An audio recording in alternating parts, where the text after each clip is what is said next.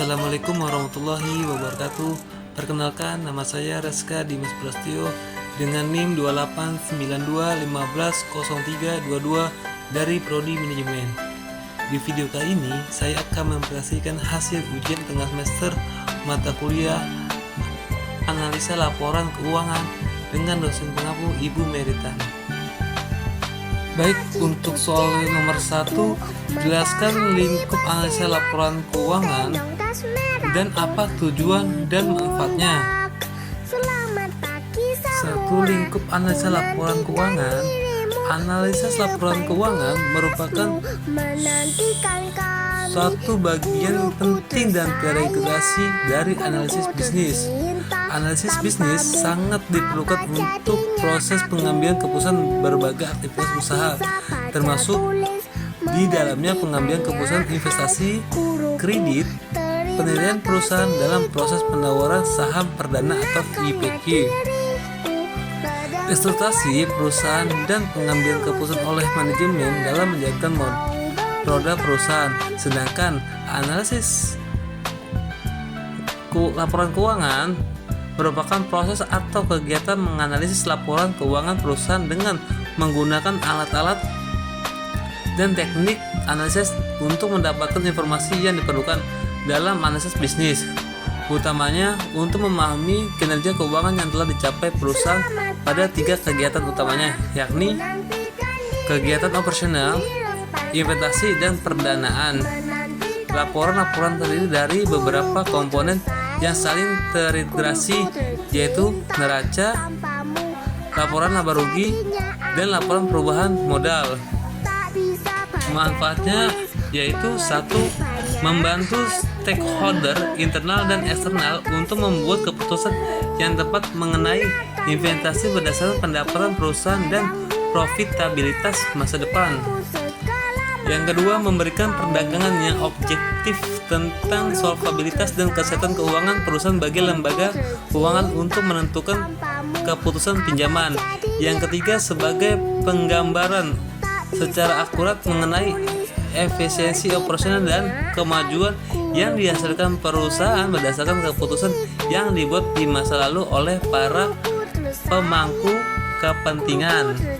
Soal nomor 2, jelaskan hubungan akuntansi dan pengambilan keputusan. Hubungan akuntansi dan pengambilan keputusan. Hubungan akuntansi dengan pengambilan keputusan adalah bahwa pelaporan keuangan harus memberikan informasi yang bermanfaat untuk investor, kreditor, dan pemakai lainnya saat ini maupun potensial atau masa mendatang untuk pembuatan keputusan investasi, kredit, dan investasi semacam lainnya. Perbedaan analisis akuntansi, analisis keuangan, analisis laporan keuangan. Langkah pertama yang harus dilakukan sebelum melakukan analisis laporan keuangan adalah dengan melakukan analisis akuntansi.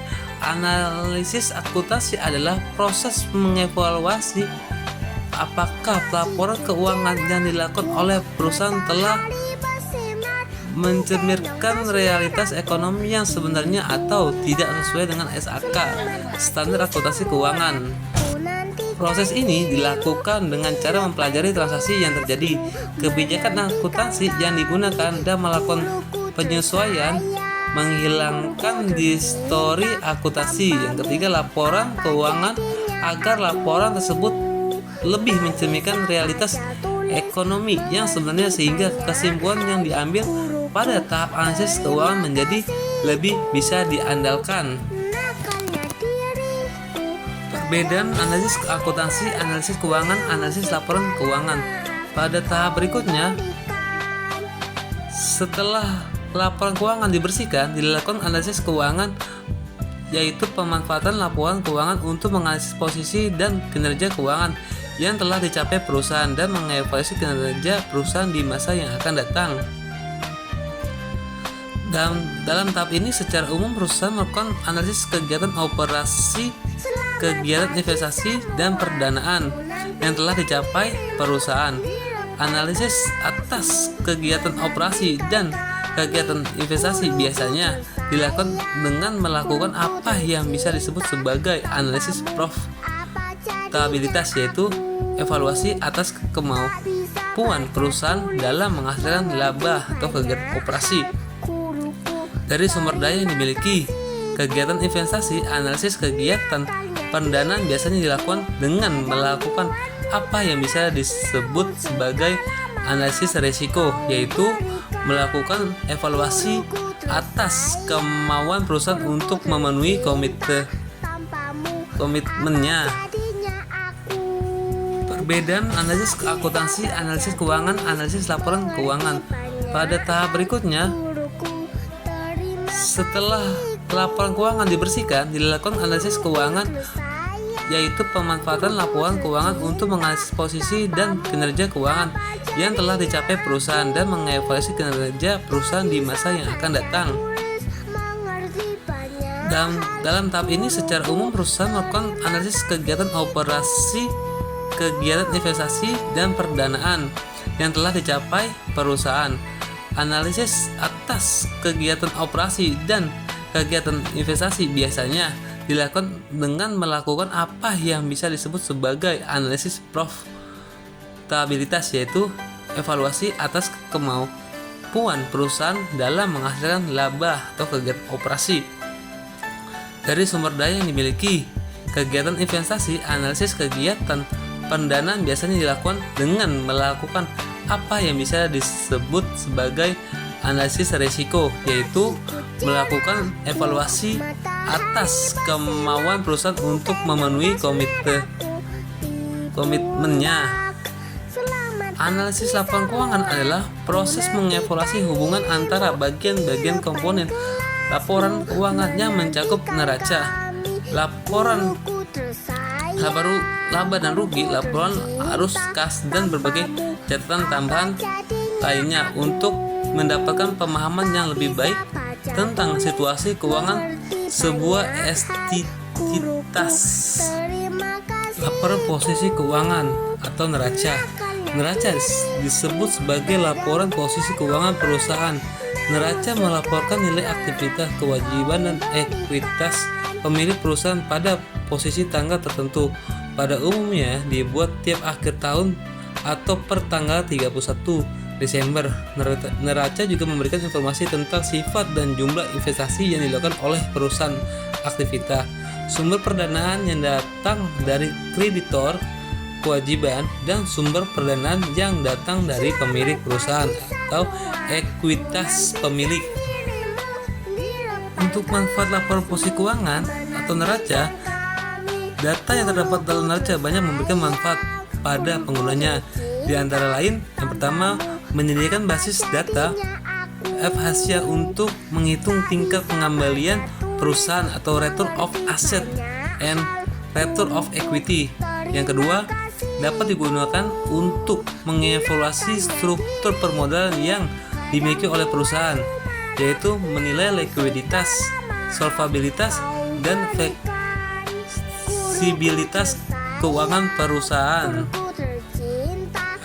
Laporan laba rugi adalah laporan yang menyajikan kegiatan operasi yang dilakukan perusahaan untuk periode tertentu.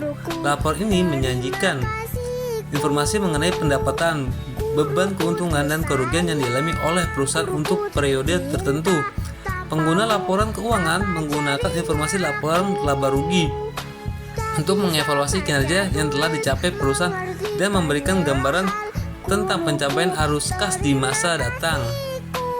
Untuk manfaat laporan laba rugi, yaitu yang pertama untuk mengevaluasi kinerja perusahaan di masa lalu, yang kedua sebagai basis untuk memprediksi kinerja perusahaan di masa yang akan datang, yang ketiga untuk menilai risiko penyampaian arus kas di mana yang akan datang.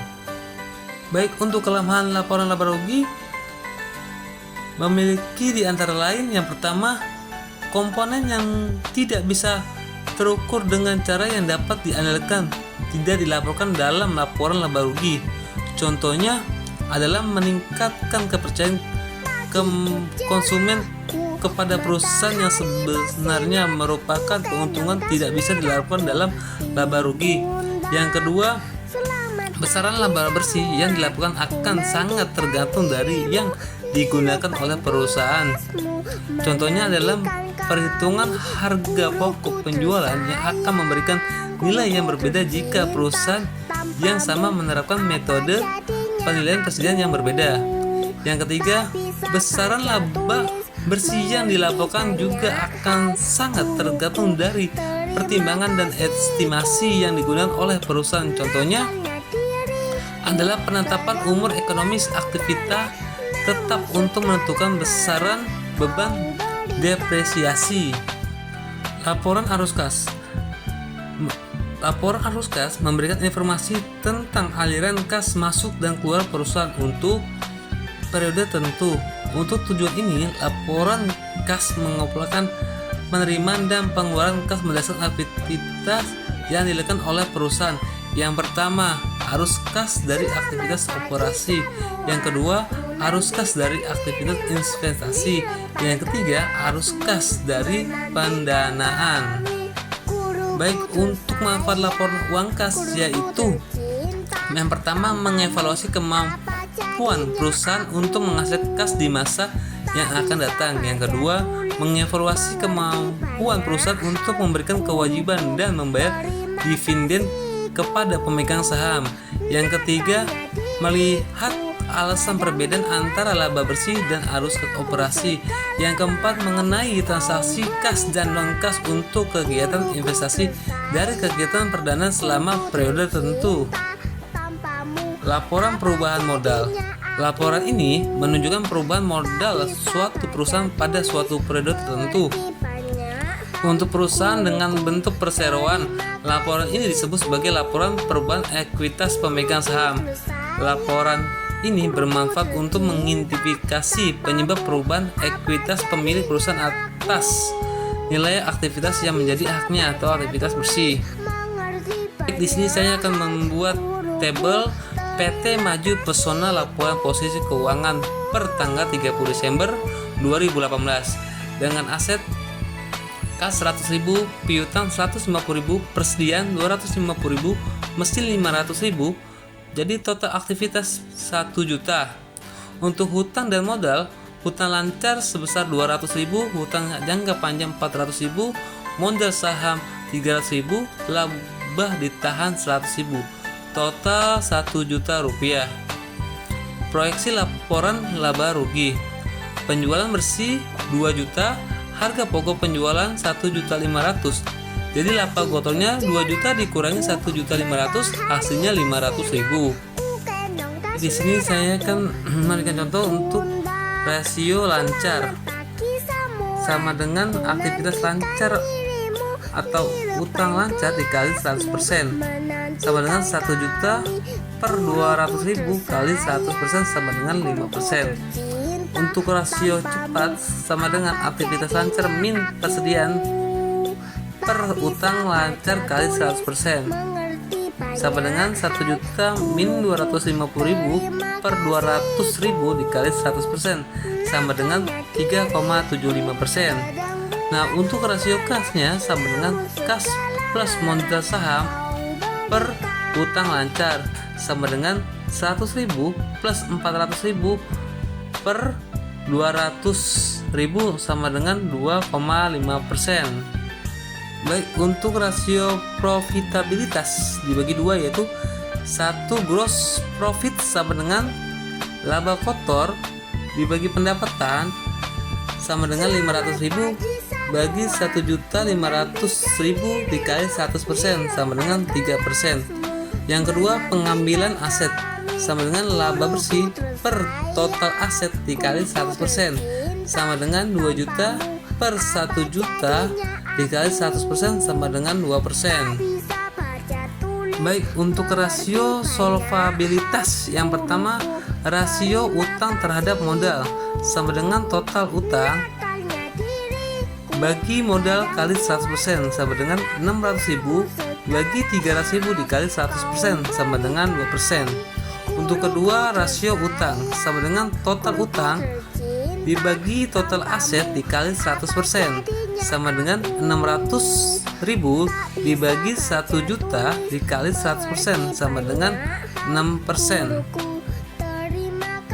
Baik, sekian video dari saya, kurang lebihnya mohon maaf. Wassalamualaikum warahmatullahi wabarakatuh.